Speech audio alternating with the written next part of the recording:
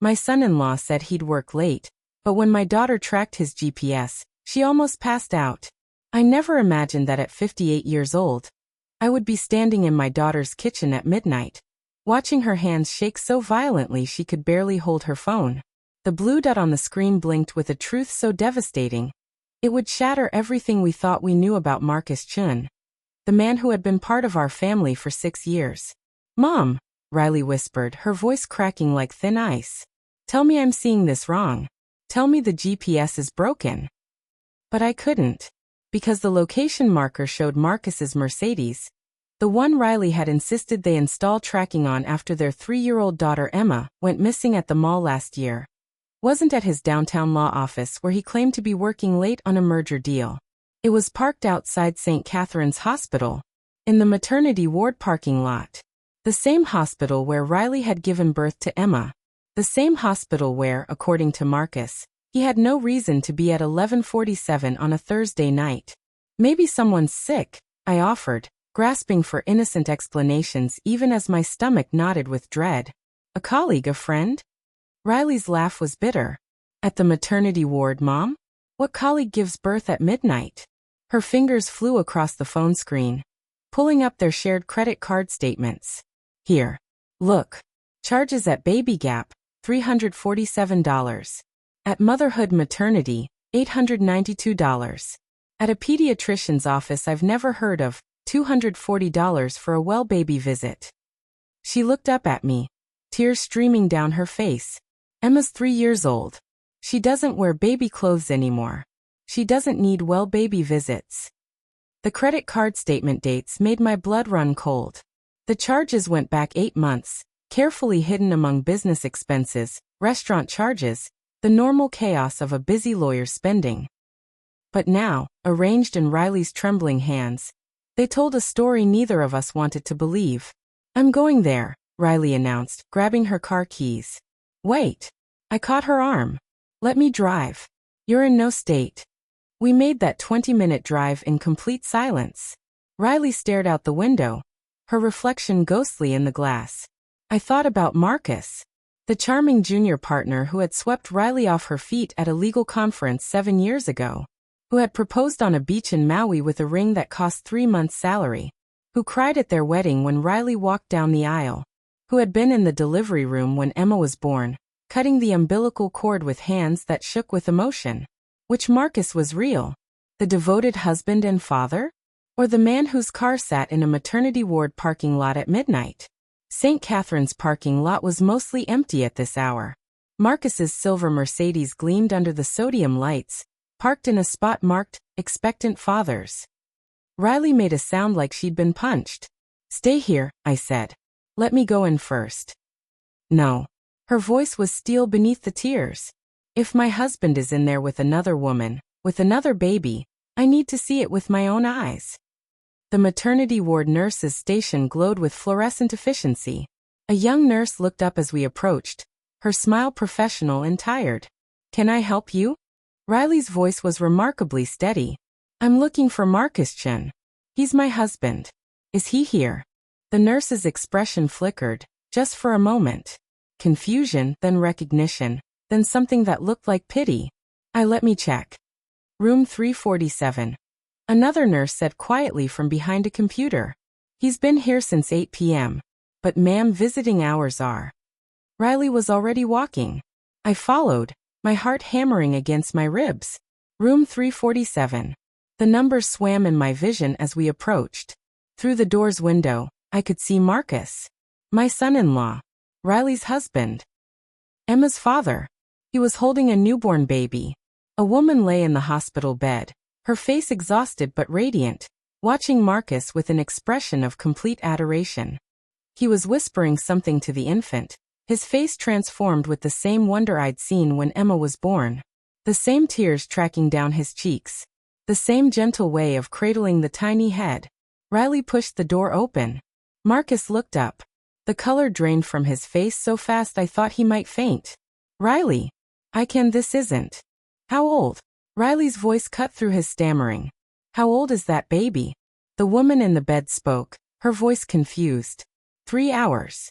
"Marcus, who is this?" 3 hours. Riley laughed, the sound edging toward hysteria. You've been gone for 3 hours of our daughter's life to be here for the birth of. She stopped, her eyes finding the hospital bassinet card. Mia-chan. Born at 9:23 p.m. 7 pounds 4 ounces. To Marcus Chun and. She turned to the woman. What's your name? Vanessa, the woman whispered, clutching the hospital sheets. Vanessa Chun. I'm his wife. The world tilted.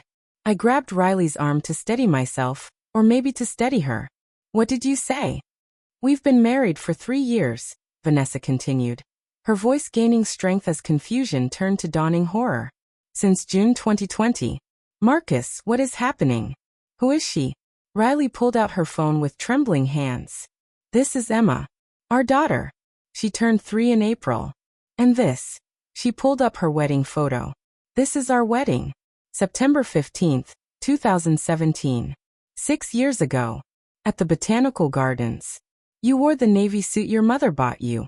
You cried when I walked down the aisle. Vanessa stared at the photos, then at Marcus, who had gone completely still, the baby frozen in his arms like he'd turned to stone. That's impossible. Marcus and I got married in 2020. We met when I was his paralegal. He told me his first wife died in a car accident. He showed me her obituary. I'm not dead, Riley said, her voice breaking. I'm very much alive. We have a house in Brookhaven. Emma just started preschool at Montessori Academy. Marcus coached her soccer team last month. He was there for breakfast this morning. He kissed me goodbye and said he'd be home by 10 because he had late meetings. I watched Marcus's face cycle through expressions. Shock, denial, resignation, and finally, a terrible, defeated acceptance. He gently placed baby Mia back in Vanessa's arms. Both of you, he said quietly. I married both of you.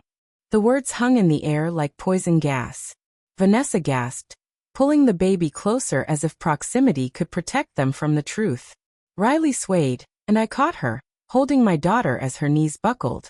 How? Riley whispered. How is that even possible? The pandemic. Marcus's voice was flat, emotionless. When everything moved online, when records got confused, when offices shut down. I used my middle name Alexander for the second marriage license. Different county. Paid in cash. It was supposed to be temporary. I was going to figure it out. 3 years. Vanessa's scream shattered the hospital quiet. You were going to figure out 3 years? A pregnancy? A baby? Nurses appeared in the doorway, concerned, confused. Marcus raised a hand. Please. Just give us a moment. No, Riley said, her voice finding strength I recognized from her childhood. My daughter had always been a fighter. We're not giving you anything. You don't get moments. You don't get explanations. She turned to Vanessa. Did he tell you he worked late a lot? 3 4 nights a week. Vanessa nodded slowly, tears beginning to stream. Business trips. Weekend conferences. He said corporate law was demanding. Those were our nights, Riley said. Our weekends. Our life. She looked at Marcus with eyes that held no love anymore, only cold calculation. You gave me the real wedding ring, didn't you? The one you picked out yourself, the platinum one with the inscription. Marcus nodded, barely perceptible. What does hers say? Riley demanded. Vanessa looked down at her hand, at the gold band. Forever yours. Mine says only you, Riley said. You even gave us different promises. She pulled out her phone again, fingers flying. I'm calling the police. Bigamy is a felony. So is fraud. So is forging government documents. Riley, please. Marcus started. Shut up. My daughter's voice could have cut glass. You don't talk. You don't explain. You sit there and you wait for the police. She looked at me. Mom, can you stay with Vanessa? Make sure he doesn't run. I nodded, moving to stand between Marcus and the door. He didn't try to leave. He just sat in the hospital chair, head in his hands, as his 2 wives, his 2 lives, collided in a maternity ward at 1 in the morning. The police arrived within 20 minutes. 2 officers, a man and a woman, took statements while Marcus sat silent. The male officer's face grew harder with each revelation. You're under arrest for bigamy under Georgia Code June 16, 20, he said, pulling out handcuffs. You have the right to remain silent. Riley watched them cuff him, her face expressionless. Vanessa sobbed, clutching baby Mia. I stood between two devastated women, wondering how one man could cause so much destruction. As they led Marcus past, he stopped. Riley, I'm sorry. I never meant. You never meant to get caught, Riley finished. That's all you're sorry about. That the GPS betrayed you. That your daughter's mother installed tracking after a scare at the mall. You would have kept this going forever, wouldn't you? Marcus's silence was answer enough. After he was gone, Vanessa and Riley looked at each other. Two women who should have been enemies, united by the same betrayal. I have evidence, Riley said quietly. Financial records, property deeds, everything. My lawyer will contact you tomorrow. You and Mia deserve support. None of this is your fault. You knew him first, Vanessa whispered. You should hate me. I hate him, Riley replied. You're a victim too. We both are. 3 months later, Marcus pleaded guilty to bigamy, fraud, and tax evasion. The financial investigation revealed he'd been maintaining 2 households, 2 lives, with elaborate precision. Separate credit cards, separate bank accounts, a calendar system that would have impressed a military strategist. Both marriages were annulled. The assets were frozen, then divided between Riley and Vanessa for child support. Riley had the GPS tracking removed from her car. I don't need it anymore, she told me. I'm not tracking anyone. I'm not chasing lies. Today, Riley and Vanessa have an unlikely friendship. The girls, Emma and Mia, play together sometimes, half-sisters who didn't ask to be born into this chaos. They're building something new from the wreckage, not because they chose it, but because they're both mothers doing what's necessary to protect their children. I watch Riley now, painting in the art studio she set up in what used to be Marcus's home office. She's finally pursuing the graphic design career she'd postponed for his legal ambitions. She's dating a kind man who works in IT and has never been married. She checks references now, background checks, everything. Trust but verify, she tells me. I trusted Marcus completely. Never again. The GPS that revealed the truth that night sits in a drawer in my kitchen. Riley gave it to me. Keep it, she said. A reminder that sometimes technology tells the truth when people won't. Marcus is in prison now, 18 months with possibility of parole. He writes letters neither Riley nor Vanessa will open. The blue dot that once tracked his location now means nothing. He's exactly where the system puts him, no longer able to move freely between 2 lives, 2 wives, 2 worlds built on lies. And Riley? She's free. Finally, truly free. The GPS showed her the truth, even though it almost destroyed her. But in the end, it saved her from a lifetime of believing a lie. Sometimes the truth arrives at midnight, in a hospital parking lot, in a blue dot on a screen. And sometimes, that's exactly when you need it most.